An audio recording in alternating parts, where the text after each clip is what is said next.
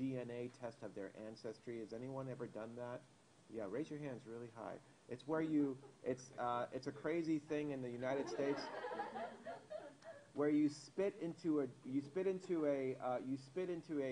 jar and you send it away, and then it comes back with all of your results of what parts of the country your ancestors were from. And so I was very pleased that my DNA story is that the reason I'm speaking at an international conference is not because I'm from the New York Hall of Science, but I think I'm a little bit of everything. So, so if your country is not represented here, please come see me later.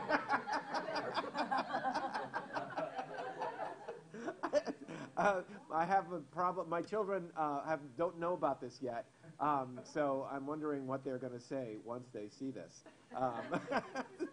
But I thought it was very interesting, and I wanted to share it with you.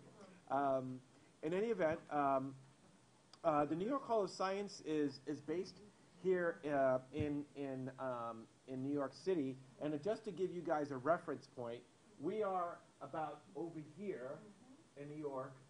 This is the borough of Queens, and the New York Hall of Science.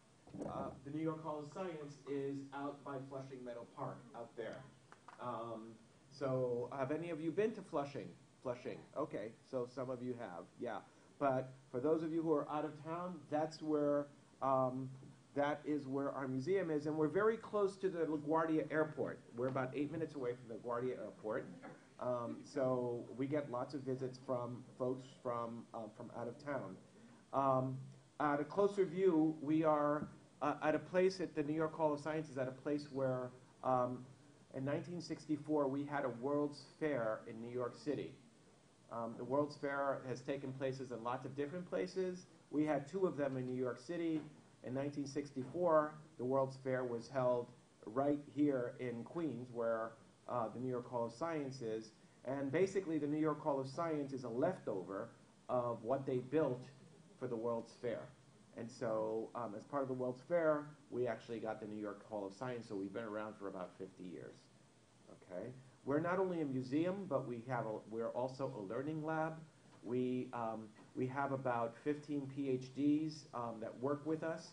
So we do tours. We're a science museum, but what we also do is we do a whole lot of work with our community and lots of students in the community. And we do a lot of research and design work in terms of learning and to really understand how children learn within the sciences.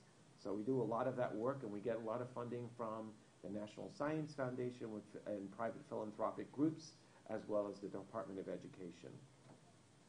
So just a little bit about where we are in Queens. For those of you who are from out of town, I wanted to say that Queens is one of our outer boroughs, and it's one of the most ethnically diverse boroughs probably in the world. There are 48% of the residents are foreign-born. There are about 100 different nations speaking more than 150 languages.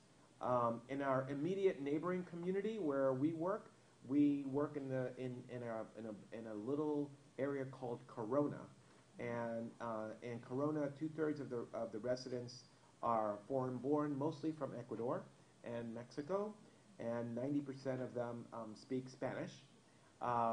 Corona is a little bit over a mile, and the work that I am doing is using the assets of our museum as a hub, as an anchor to work with our community in Corona.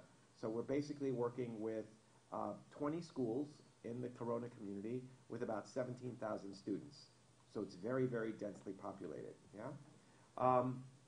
We have a philosophy in our museum called Design, Make, Play. And I'm going to expand on that a little bit. But it's a way of thinking about and engaging in STEM. And STEM, we mean science, technology, engineering, and mathematics. But why do we say design, make, play? Many of you are from schools. That's a formal setting. We are in an informal setting. And we believe that engaging young people in engineering and design thinking is part of doing design, make, play. So design is like when you design, you want to do, you want to have purpose and agency in the kind of work that you're doing.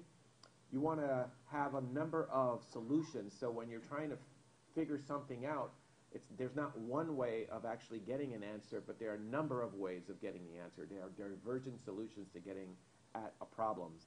And then you also want to work on problems that are worth solving, right?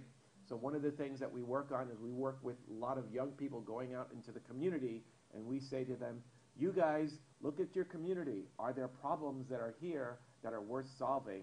Let's come back to our museum and try and figure out ways in which to solve some of those problems using our knowledge and the tools that we have. Make is something that we have. We like trying to make with real tools.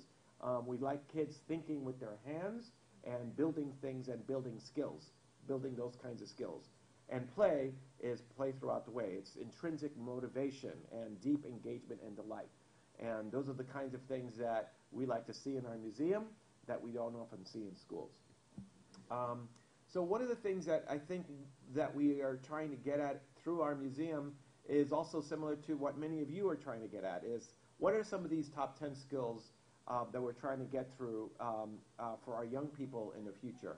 Now these are top 10 skills in 2020, and I suspect they will be okay in 2030, but issues like complex problem solving, critical thinking, right? Creativity, not just solving problems, but how creative are you at actually solving this problem, right? How do you work with people, right? Collaboration and working with people, working with other people as a way of really thinking. Coordinating with others around solving problems, right? Negotiating with people, being flexible cognitively, not always one right answer, but perhaps many different kinds of answers. Emotional intelligence, being sophisticated emotionally so that you can actually engage with other people, but also be mature enough to actually think through how do you get involved with, but also get along with many different kinds of people and personalities. Yeah. So these are skill sets that sometimes are learned in schools, but we also learn these things at home. We learn them in our church. We learn them in our museums, right? There are different ways in which we can actually get at this. So we also think about things that we do developmentally in a sort of developmental trajectory.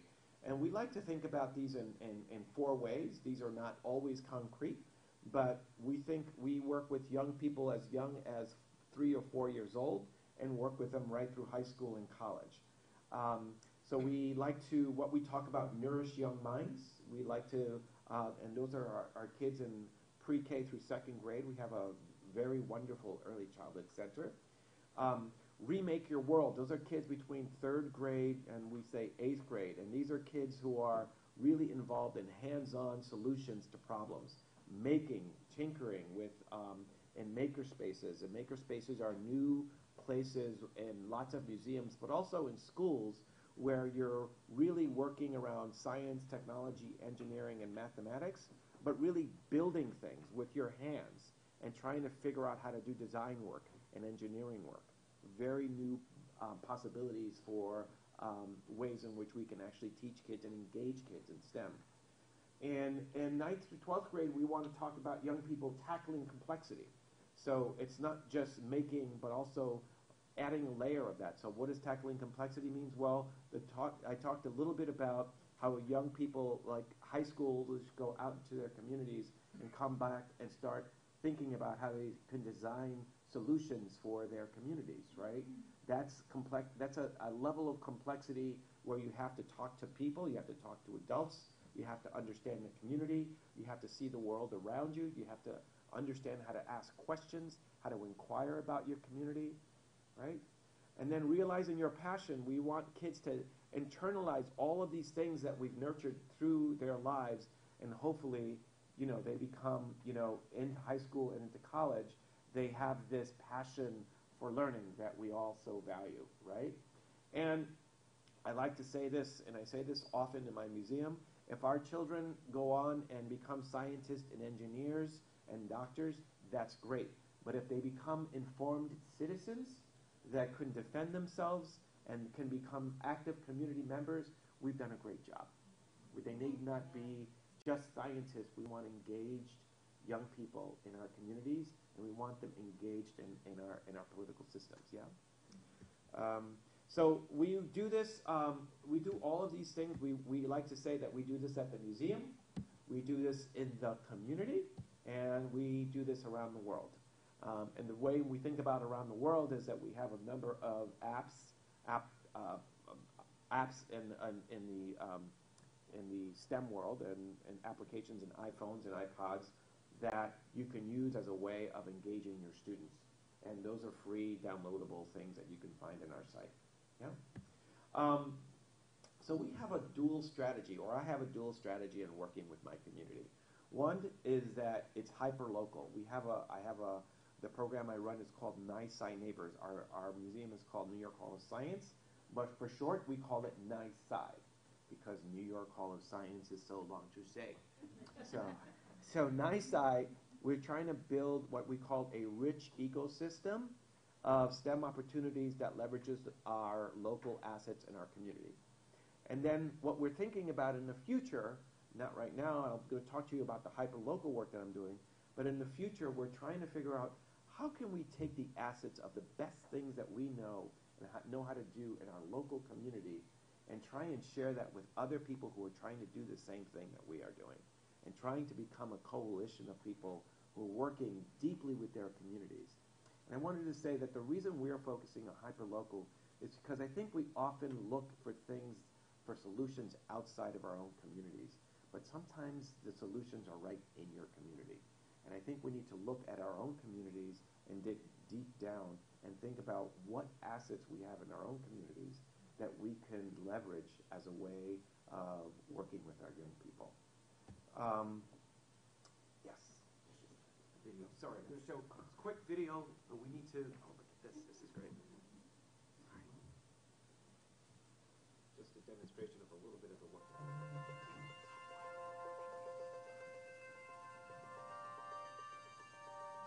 With Science Ambassadors, we're really opening up the museum to our neighbors.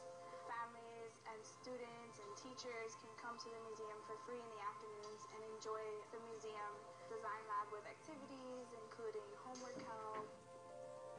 We have 17 schools in the network, and every school is invited to participate in order to offer them the benefits of coming to the museum and learning all the opportunities that the children have when they come here. Una de las cosas primordiales de este programa es que es gratis, y esa es una de las preguntas que muchos padres nos han hecho, que si es cierto que el programa es gratis. Para mí es una gran satisfacción poder hacerlo en el propio idioma de ellos. Our families have been telling us for several years now that after-school homework help is the number one thing that they are looking for. So when we heard about the Ambassadors program that NYSCI was offering, we could not wait to get everybody to sign up for it. We thought it was a great opportunity for everybody. Having the Hall of Science close to my house is a lot to me. Lo que me gusta de este sitio es que hay muchas cosas que los estudiantes y los papás y los profesores pueden aprender y enseñarles a los hijos. Hay muchos eventos que los ayudan a nosotros. Todos los que trabajan aquí los preparan para algunas cosas en ciencia o arte o lo que sea para estar activos. We want kids to find a home here in the museum. We want them to fall in love with science. Our goal is really to expose families and children to creative STEM learning, the kind of learning that doesn't really happen in schools, that they can't get anywhere else, that we do here at the Hall of Science. The Queen's 2020 program is so exciting for us because we're deep believers in this idea of hands-on interaction. Science is a part of everyday life, so New York Hall of Science is really a natural partner. I love New York Hall of Science. I've been coming here since I was a little girl. I actually grew up here in Corona, and Hall of Science has always been one of my favorite places in the world, and watching my children grow up experiencing everything that the Hall of Science has to offer makes me really, really happy. I'm a teacher, a dance teacher. I'm also a parent. I'm from Queens. I bring my students here. I encourage my students to come here. I want them to appreciate the connection between science and art. NYSCI es un museo muy bueno para toda la familia, tiene un ambiente bien agradable, con mucha gente que puede aprender mucho. siempre hay cosas nuevas que puedo aprender todos los días y con varias cosas que cambian, no hay nada que uno no pueda aprender cada día. The actual science ambassadors are the parents. So they're going to see their parents as a role model now because they're going to be here showing them the different things that they have here. So knowing that we have a museum like this one, it shows that not only do we have good things in Queens, but we also have a place to go after school.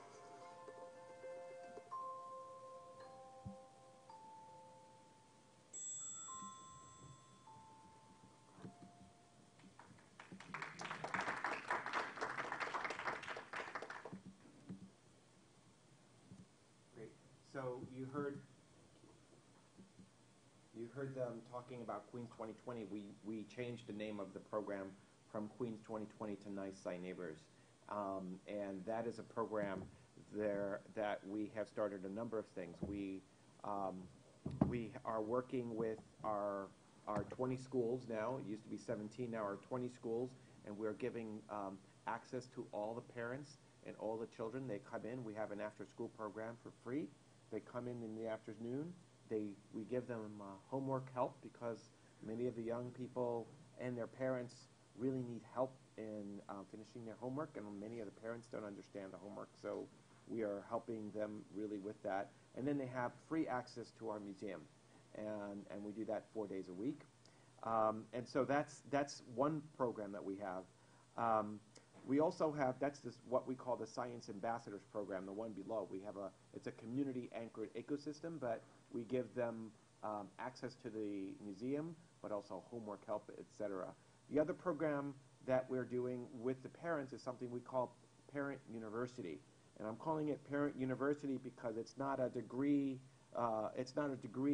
setting university. It's really a place for parents to come and to really understand what STEM means. We really believe in what we're calling a two-generation approach. We understand that young people really need to understand STEM. There are 8 million jobs that are out there for STEM people, and we want to really take our young people and really show them a pathway out of poverty and make sure that they can get access to these STEM jobs. But one of the things that we also believe is that parents need to understand what STEM means. What does science, technology, engineering mean in today's world? Many of us probably grew up understanding STEM and reading it through a book, and we no longer understand that. We need to bring parents into our museum, and they understand what it means when they're playing with dolls and tools, and they want to know, well, what does this have to do with college? How can I connect with what I'm doing to the jobs of the future? Those kinds of connections are absolutely essential to our parents, and if we do a good job with our parents, we'll be